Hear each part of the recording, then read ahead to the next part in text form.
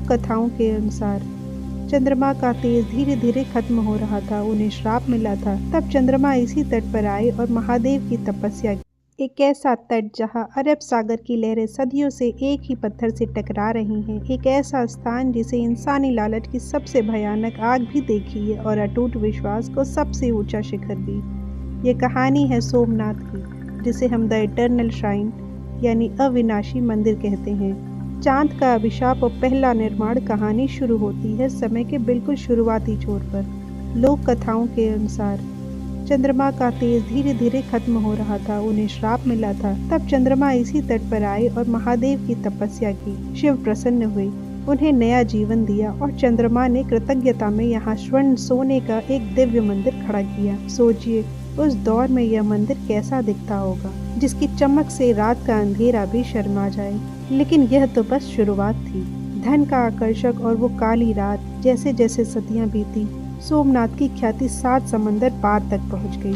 मंदिर के भीतर हीरे जवाहरात और सोने के भंडार थे, लेकिन यही वैभव इसकी सुरक्षा के लिए सबसे बड़ा खतरा बन गया। साल था 1024 ईस्वी। रेगिस्तान की धूल उड़ाता महमूद गजनी अपनी विशाल सेना के साथ इस मंदिर की ओर बढ़ा। चीखें, तलवारें की खनक और आग की लपटों के बीच सोमनाथ का वो भव्य ढांचा ढह गया। गजनी ने सोचा कि उसने मंदिर को हमेशा के लिए खत्म कर दिया, पर वो एक बात भूल गया।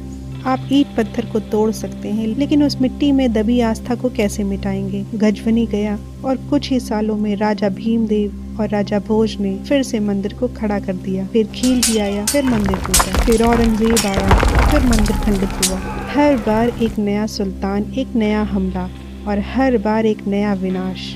लेकिन हर बार भारत में किसी न किसी कोने से एक राजा उठ खड़ा होता और कहता, नहीं, मेरे महादेव का घर फिर से बनेगा। यह सिलसिला सदियों तक चलता रहा। सोमनाथ केवल मंदिर नहीं रहा, यह भारतीय संस्कृति की अजेय जिजीविषा का प्रतीक बन गया। समय का चक्का घूमा। 1947 में भारत आजाद हुआ। तब लौह पुरुष सरदार वल्लभ भाई पटेल इस खंडहर हो चुके तट पर पहुंचे। उन्होंने वहां की स्थिति देखी और समुद्र का जल हाथ में लेकर एक ऐसी कसम खाई जिसने इतिहास बदल दिया। भारत की आज़ादी तब तक अधूरी है जब तक सोमनाथ फिर से अपनी पूरी भव्यता के साथ खड़ा न हो जाए। बिना सरकारी खजाने का इस्तेमाल किए आम जनता के सहयोग से खड़ा हुआ वो मंदिर जिसे आप आज देखते हैं।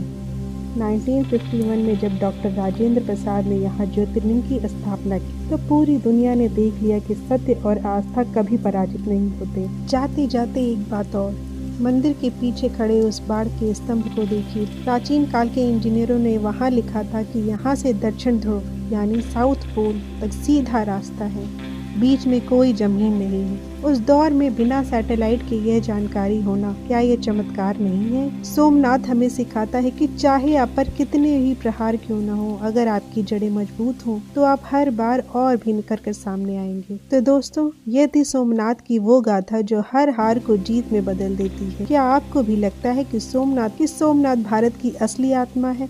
कमेंट्स में हर हर महादेव जरूर लिखें और इस कहानी को शेयर करें ताकि दुनिया में जान सके कि हम कभी रुकने वाले नहीं। मिलते हैं अगले वीडियो में एक नई ऐतिहासिक यात्रा पर। धन्यवाद।